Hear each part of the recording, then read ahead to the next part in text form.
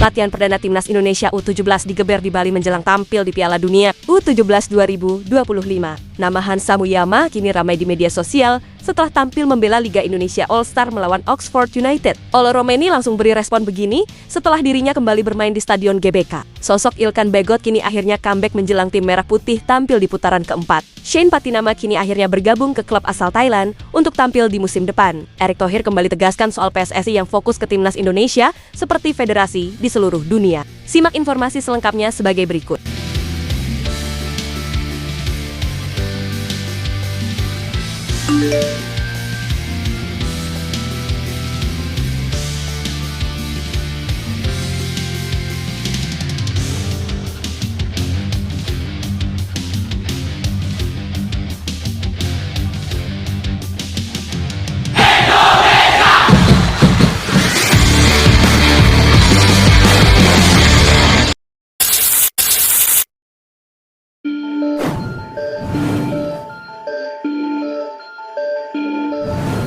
Drama panas diketahui terjadi di ajang Piala Presiden 2025 ketika pertandingan antara Oxford melawan Liga Indonesia All-Star, di mana laga tersebut berubah tegang setelah insiden keras melibatkan back tim All-Star, yaitu Hansa Muyama dan penyerang Oxford yaitu Olo Romeni. Momen tersebut terjadi di menit ke-64 ketika Hansamu melakukan tackle keras yang nyaris mencederai Olo Romeni. Aksi tersebut langsung memicu reaksi dari publik sepak bola tanah air dan menjadi bahan perbincangan di dunia maya. Tidak lama setelah pertandingan selesai, akun Instagram pribadi Hansa Muyama pun langsung diserbu oleh ribuan komentar dari warganet yang kecewa hingga geram atas tindakan sang pemain. Banyak dari mereka menilai bahwa tackle tersebut terlalu agresif dalam konteks laga pramusim. Ini bukan laga final Piala Dunia, Mas, komentar seorang warganet. Mainnya jangan bawa emosi dong. Ini match persahabatan bukan perang, ujar lainnya. Harusnya pemain senior bisa jaga etika di lapangan, seru warganet lainnya lagi. Ya, warganet pun langsung membanjiri kolom komentar Hansamu hanya dalam waktu kurang dari 1 jam setelah laga selesai. Di mana tidak sedikit juga yang menyerukan agar PSSI memberikan teguran resmi kepada sang pemain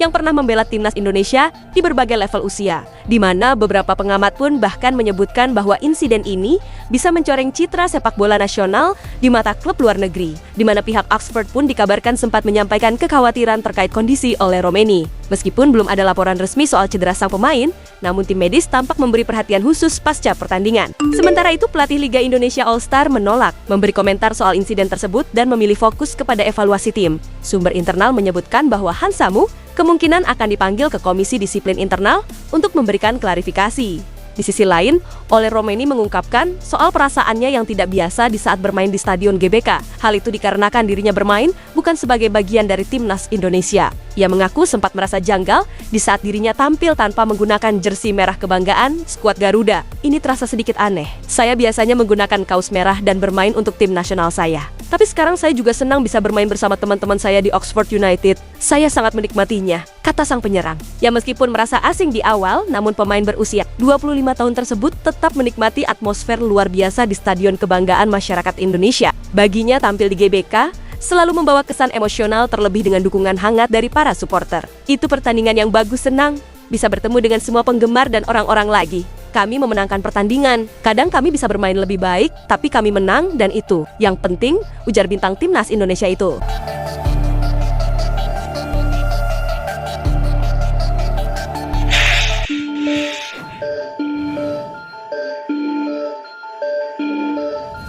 Timnas Indonesia U17 kini terus mematangkan persiapan menjelang Piala Dunia U17 2025 di Qatar di bulan November nanti, di mana dari 9 pemain diaspora yang masuk ke daftar panggilan skuad Garuda, 5 diantaranya kemungkinan masuk ke dalam skuad dalam formasi 3-4-3, di mana formasi 3-4-3 menjadi andalan Nova Arianto di saat membawa skuad Garuda menembus perempat final di Piala Asia U17 2025 ini, dengan pemusatan latihan yang dimulai pada hari ini 7 Juli hingga 10 Agustus. Mendatang di Bali, Nova memanggil total 34 pemain. Menariknya, terdapat 9 pemain diaspora yang masuk ke dalam daftar panggilan tersebut untuk mengikuti training camp. Namun kemungkinan hanya 5 pemain diaspora yang akan masuk ke dalam starting line up pilihan Nova Arianto. Di mana langkah ini menjadi sinyal kuat bagi Nova Arianto yang ingin membawa performa timnas U17 ke level lebih tinggi. Sebab lawan tangguh akan menjadi musuh skuad Garuda Muda di grup hari nanti, di mana Nova Arianto kemungkinan akan memainkan 5 pemain diaspora dari 9 yang dipanggil ke dalam skuad utama, di mana mereka adalah Fake Mahler Hisar Jacob, Floris de Pacter, Denzel Hoop,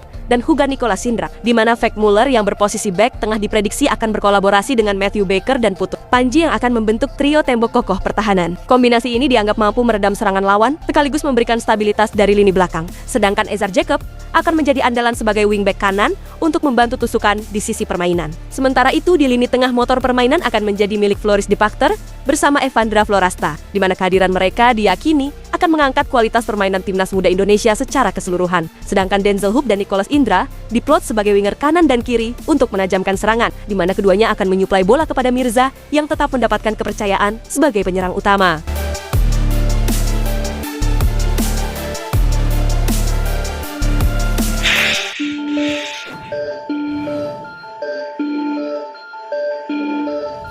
Bintang muda timnas Indonesia yaitu Ilkan Bagot kini terlihat kembali menjelang putaran keempat kualifikasi Piala Dunia 2026 zona Asia. Dari sekian banyak pemain keturunan di timnas Indonesia, mungkin nama Ilkan Bagot menjadi nama yang paling dirindukan oleh pecinta sepak bola tanah air. Bagaimana tidak? Di mana pemain berusia 22 tahun itu terhitung sudah lama tidak berseragam tim merah putih di pentas internasional.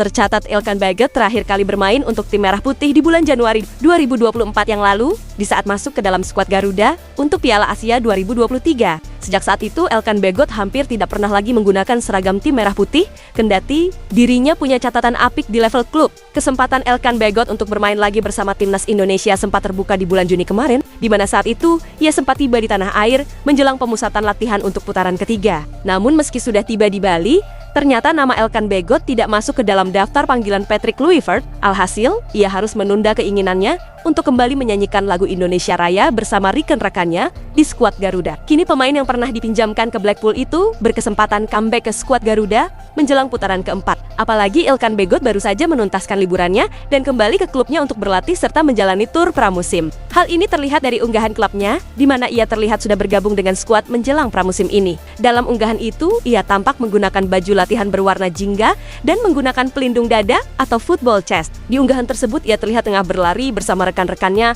di bawah terik matahari di Inggris. Sama seperti di musim-musim sebelumnya, di mana Ilkan Bagot selalu mengikuti sesi pramusim bersama tim utama Ipswich Town. Andai nantinya bisa tampil apik di sesi pramusim dan bisa masuk ke tim utama, maka kesempatan Ilkan Bagot untuk dipanggil oleh Patrick Kluivert semakin terbuka lebar. Apalagi skuad Garuda membutuhkan pemain seperti Ilkan Bagot yang mempunyai postur menjulang untuk bertarung melawan tim Timur Tengah di putaran keempat nantinya.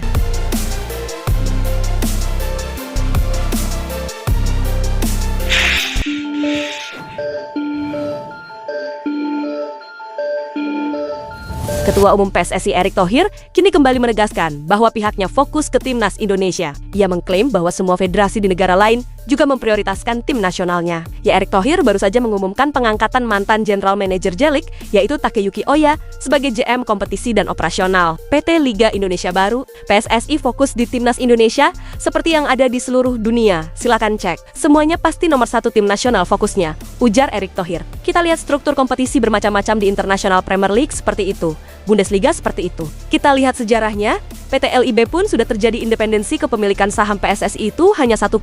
Yang saya berulang-ulang kali sampaikan mungkin pola pikir banyak pihak berbeda, tetapi itu realita. Memang di banyak negara, federasi itu fokus tim nasional PT LIB, itu memang sangat independen. Seperti ada yang di Liga Inggris Bundesliga, seperti itu. Ini masalah pola pikir. Bukan berarti salah dan benar kata sang ketua umum.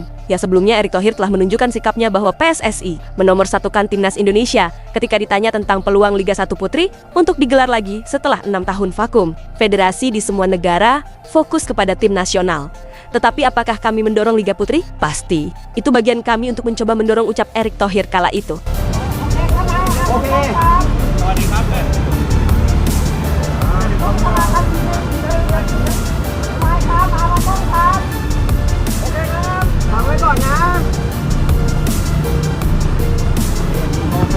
Itulah ulasan terkini hangat dan menarik yang dapat kami sajikan hari ini. Jangan lupa, dukung terus tim Merah Putih di channel ini dan salam olahraga.